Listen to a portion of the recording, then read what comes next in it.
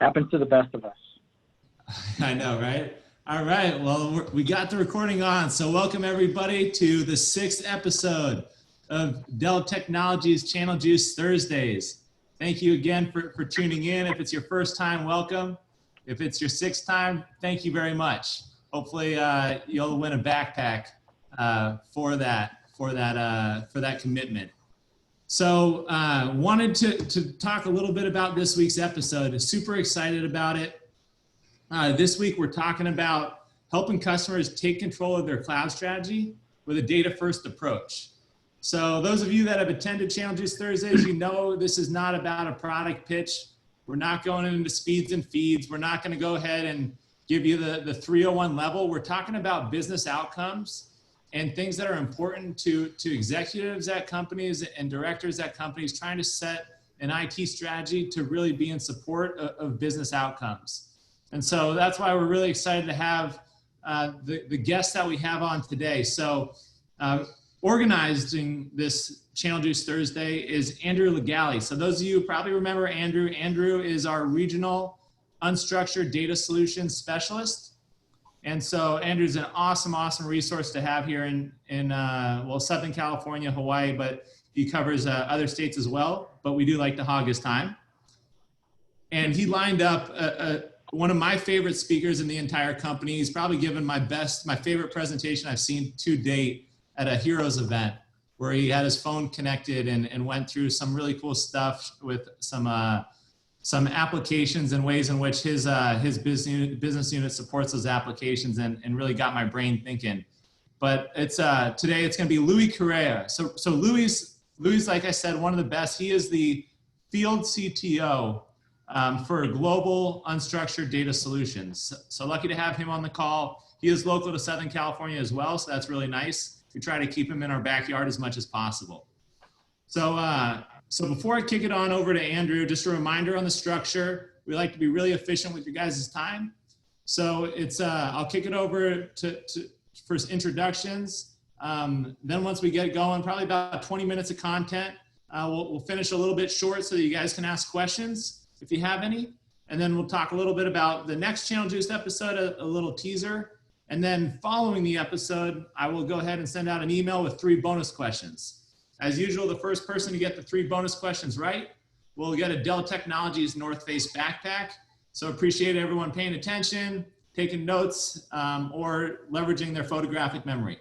And then I will send a recording out as well in case you missed anything or want to share it with your teams. So with that, thank you again for tuning in. I'll kick it over to Andrew. Andrew, mention anything I missed, and then go ahead and kick it over to Louis, and we'll get rolling. Definitely. I appreciate that, Buck. So hello, everyone. My name is Andrew Legale. I'm, as Buck stated, part of the UDS channel organization covering the Southwest area. So for today's call, we'll dive right into it here with Louis, but it's going to be around a cloud strategy with a data-first approach. So just think in the back of your mind throughout this presentation about we're trying to look at this from where should the data be, what's the life cycle of that data, from tiering, and just how customers need to actually utilize it. And so with that, I'll send a follow-up here with Buck with my contact information. Happy to do follow-up calls with you. But with that, I'll pass over to our Chief of Strategy, Louis. Kick it off. Thank you. Thank you, guys. Thank you for having me. Excited to be up on the Channel Juice Thursday here. So yeah, we're going to go and get into a little bit of kind of the way of the unstructured world and how we look at unstructured and cloud, right, is a little different than traditional clouds and what's happening in the space today, right? For those of you who don't know me, Louis Correa, been here for quite some time, going on 10 years, was an SC, a senior SC for quite some time, moved over to the channel and strategy specifically, and been loving it, being able to bring stuff like this to our partners and really giving them the opportunity to really bring value to their customers. So with that, right, we've seen this real shift in the last couple of years, right, where a lot of folks have really wanted to push into the cloud, right? What we've seen with that, right, we've seen a lot of different reasons why they do this. And, realistically, some stuff really does belong in the cloud. and, to leverage all of the things that the cloud is supposed to give customers.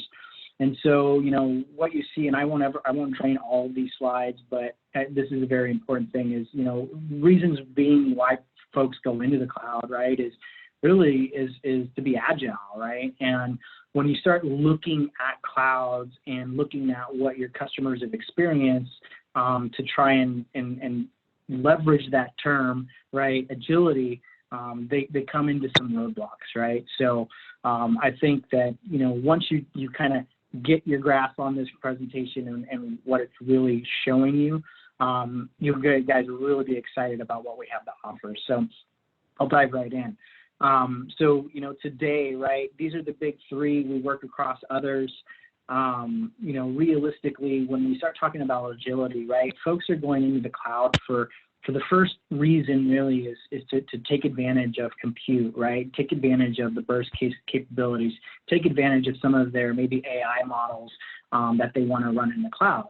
And of course, this goes across all of these different applications, right? And if you total them all up, right, it's a little over 500, right? So think about that for a second. And then think about the challenges that your customers are actually facing today, right? Is, I may want to work in OpenOps in Amazon, but then I might want to, maybe look at some big data algorithms in Google, right? Today, they have to write an application from an S3 perspective, right, in Amazon. And then if they wanted to leverage, Google, right, they had to move that over and re-architect that platform, right? So that really becomes cumbersome and really gives that lock-in to that specific customer, to that specific web provider, right, hyperscaler. So a lot of our customers, right, they want to actually leverage all of this, right? And realistically, why shouldn't they be able to do that, right? And that's really the challenge that you're seeing today in a lot of these things. Some other challenges, inherent challenges that you really do see in customers face, right, is data locality, right? Should all my data be in the cloud, or what should be in the cloud, what shouldn't be in the cloud, right? Those are really some big questions that are asked every single day, and how can we really get our arms around that? And when we start thinking about things like that, you guys may have heard 2 years ago we acquired a company called Data Frameworks, right? We've brought them into the fold. They are now going to be called Data IQ. We've done a whole bunch of re-engineering on the back end for them. It's really been a very interesting thing from an agility perspective, and I'll dive a little bit more into that. When we look at the public cloud, right, we understand that they're out there, right? They provide a great service, whether it's on the private side, and this new version that we're really bringing to the table is the multi-cloud side, which is fantastic, right? And I'll get into a little bit more of that. And then, of course, we have the traditional where our competitors play a lot in is cloud native, right? We have an application that's specific for the cloud, and that's what they leverage, right? But there's some really big challenges around that, right? Price is one, right? If you wanted to have a performant, let's just say, competitor in that space, it becomes, a little expensive, right? But what we want to do is look at those types of things and really give customers the flexibility to move data in and out of things, as well as leverage different platforms throughout the life cycle of the data. So that's really important, and that's really our go forward strategy for UDS. And that, of course, UDS encompasses Isilon, ECS, Data Frameworks, and this really cool little toy called the Streaming Data Platform that we'll maybe talk about at a later time, but really interesting things coming from our specific division for this type of use. So when we look at cloud, right, Dell Technologies has a cloud, right? We partner a lot with VMware and what they're doing on the transactional side of the cloud, right?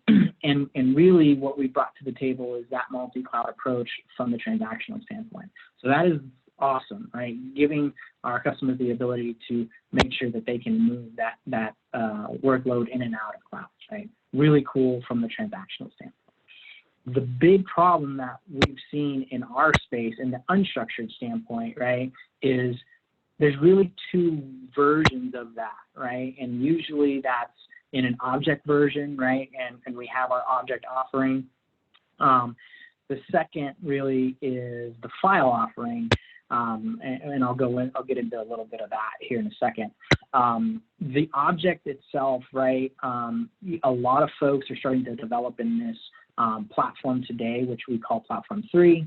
But really, the challenges is if you wanted to have a platform in Azure, you could have it.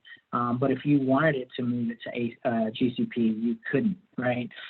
So what we did is we said, okay, here's a standard that, fits loosely, I shouldn't say loosely, very tightly between the two, and we're going to develop our own. And that's what we did with ECS, right? So it gives the ability for our customers to start leveraging that as a part of their workflow, right? So it's really a cool thing when you're able to say to a customer, hey, let's be part of the native replication in our array, right? And then have that natively replicate to a part in the cloud, no matter if it's GCP, whether it's Azure or AWS, right? So really cool from that standpoint. Because it's all integrated, right? That's one of the biggest pain points from a customer's perspective is that integration, right? That having to re-platform, that time, that money, right? And then not only that, but is the data that you tested against the same data that you leverage on the other application, right? So when you think about what we offer, right, that's one of the biggest benefits is being able to take that same data, point it to that same spot, right, and be able to leverage it from test and production, right? So really cool from that perspective, really giving us a leg up from our competition, right? So when we start looking at the options we can actually deliver to customers, it becomes a very cool story and also a very efficient story as we look at all of this stuff, right? So pretty interesting way and concept of thinking about things. We truly believe that this is how the cloud was intended, was that agility, right? Being able to say, you know what, I'm going to, develop my stuff on a single platform and take advantage of all of the platforms out there today, the hyperscalers, right? So from that perspective, it really starts to grow the fact that, hey, I can really start to be agile, right? Not only from a workflow perspective and leveraging all of the different tools within the hyperscalers, but now let's take a step back and say, today compute prices at Azure may be lower than GCP and or AWS, but next week, next month, it may not be that way, right?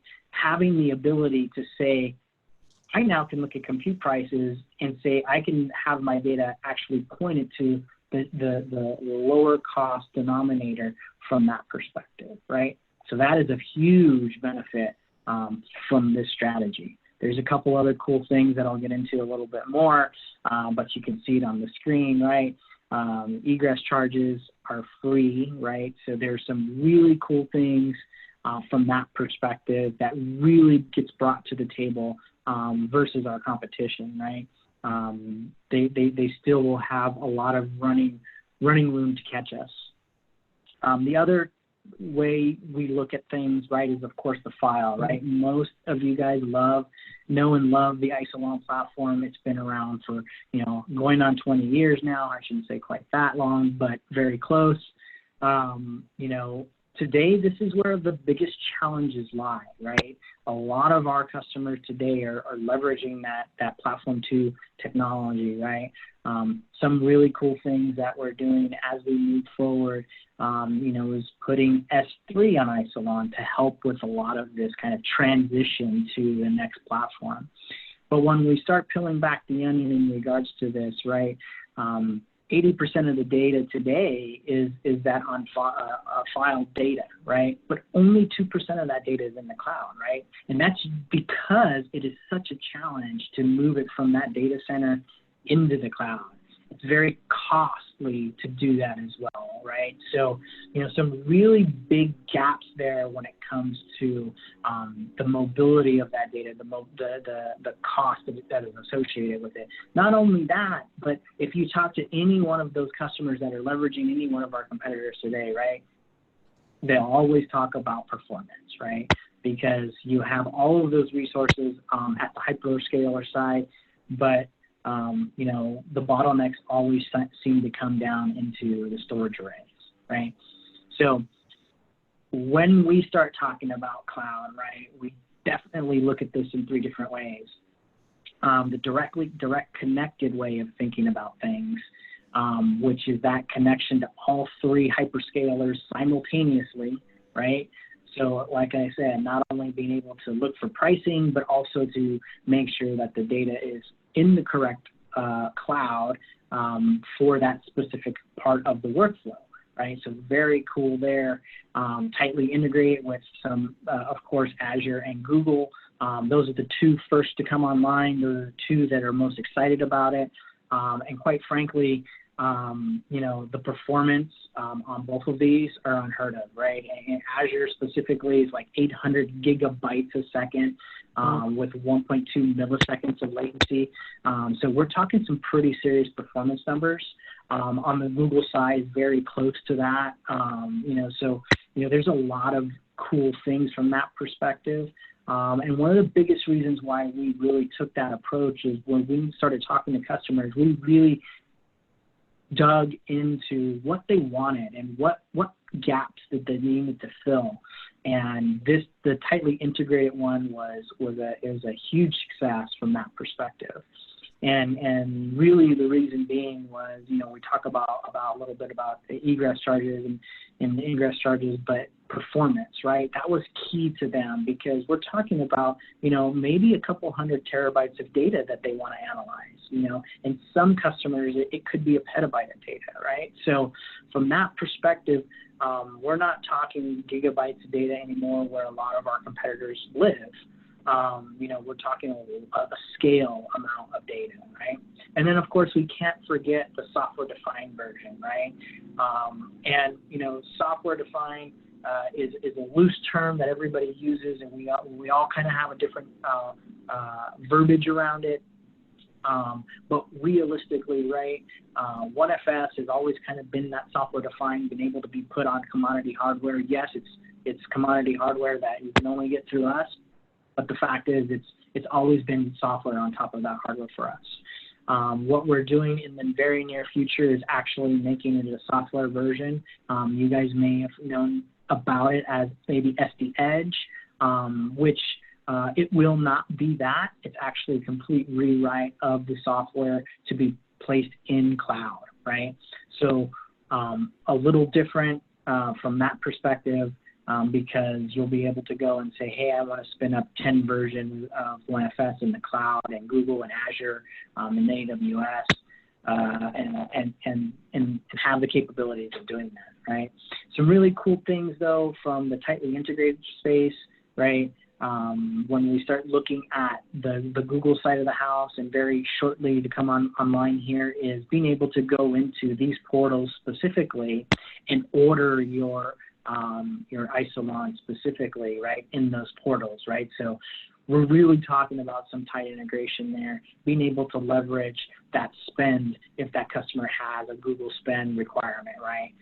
You'll be able to have that customer will be able to actually leverage that spend from a Isilon perspective. So pretty cool being able to see this kind of fruition and kind of the launch here in some instances, the Google side of the house come, I think, next month, May, and then you'll start to see the bigger, the other two come online later on this year. So pretty cool, pretty exciting.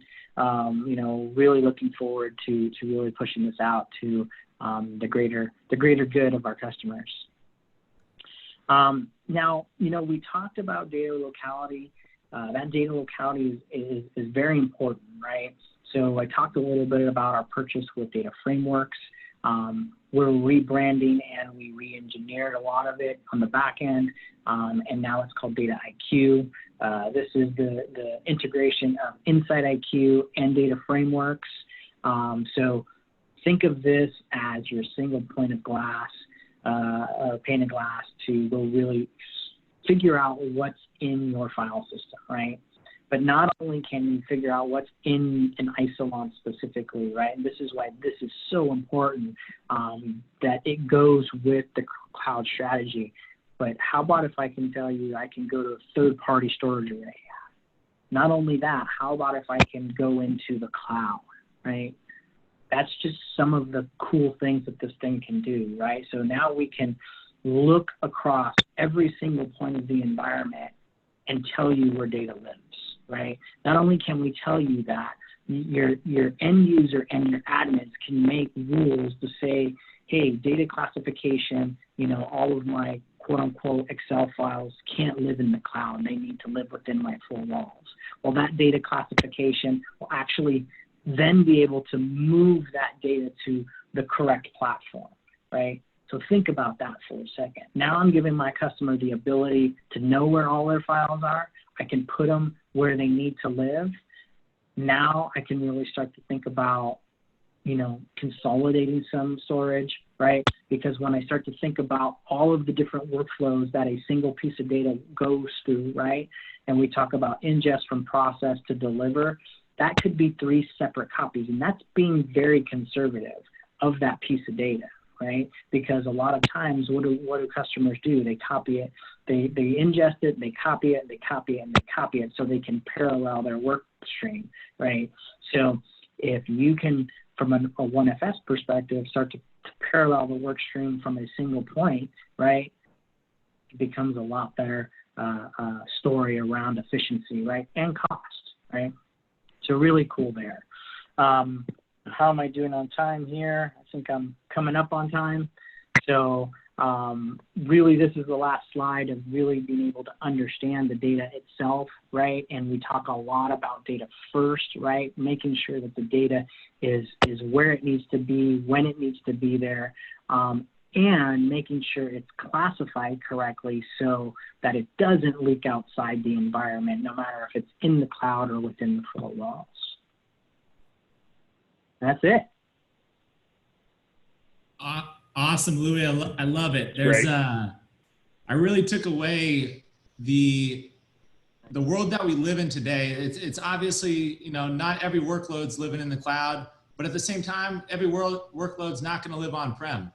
And the ability to go ahead and allow workloads to live where they need to live based upon the data and how that data interacts with the application and the workload and how that application and workload interacts with the business, I think is key. And I'm really impressed with our ability from a perspective of all the agility you mentioned, right? Like there was so much choice in that presentation, which is phenomenal. I really like that. I'll probably, we'll get some questions going here, but I did have a question to kick it off to ask you is, you're helping partners across, well globally. What are you seeing that partners are doing well? Types of questions or what they're doing to get these conversations kicked off with their customers or with their prospects that they're looking to have these conversations with. How are they getting going? Yeah, so there's a couple different partners out there, right? You have the partners that are all in with cloud. And they're asking the right questions. They've gotten cloud certified, no matter if it's GCP or AWS. From that perspective, those guys are a little bit of the head of the game, but they see it as there's a couple different things, strategies that have to happen there, because at one end they might be losing revenue if they're trying to push everything out, right? Around this data first strategy, we're really looking at, hey, let's figure out what belongs there, right? And what, meaning, if I have this data there, what advantages is the cloud going to give me, right? And then, of course, at what cost? So they tend to do a very good job of that. And then what we've done with the data first strategy is really give it to kind of the rest of the partners that say, you know what, I know that stuff is happening. I just don't know the right conversation to have. And the data first conversation is part of that conversation just to get them started, right? And I've seen some pretty big success in that from that standpoint, because it really does start to flip a switch and going, okay, this is happening. I need to make sure our customers understand where this data lives, because their data is very important to them. So it really does flip that switch when they see that presentation. Let's see. I think I had a question. Let's see. Come on. There we go. Yeah, hey, you guys have any questions around, the cloud stuff? Again, when you start to look at this overall, right, we're doing some really cool things on the back end in regards to performance, right? This is key, right, for these workloads, because if you think about it, it's those workloads, those Platform 3 workloads, and I classify analytics as part of that, even though it's not, only because they leverage new technologies like GPUs and being able to take advantage of those across many parts of the environment. So when you start thinking about that from that perspective, it really starts to make a lot of sense to give customers that option. Hey, let's put it in a central location. Let's have access to all three, right, and take advantage of every single thing that is out there from a cloud perspective.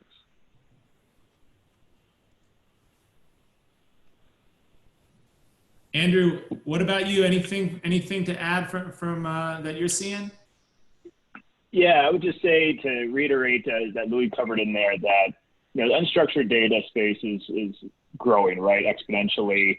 50-80% of enterprise data is comprised of it, and that point about 2% of files actually in the cloud today. So that's a big opportunity in my mind to bring it up to your customers on just what is their plan, or what they've been doing as far as leveraging the different hyperscalers out there. Because from this presentation, what you see is that we're very flexible, right? We're able to go find where the compute is going to be, not necessarily vendor lock in with one cloud provider. So I think that's really impactful. Absolutely. All right. Well, and obviously, yeah, we have some follow-up webinars. I'm sure you've been getting bombarded. Everyone has a lot of webinars, but Unstructured Data Group, we have multiple webinars for April that are on recording, and then into May too. So if you have specific verticals or topics that you want to see, definitely reach out to me or to Buck, and we can provide that. And then obviously, in the coming months, we have some other great market opportunities coming out. So you'll hear more about UDS going forward here. So yeah. All good things, guys. And I think it's important to highlight too is that not just webinars, we definitely do have those, but more importantly, if you guys are looking for collateral or supporting material to help start some campaigns around a data-first approach and helping customers with this type of strategy, helping them optimize their business and allowing them to leverage what cloud makes sense for them, private, public. You saw the big three up there.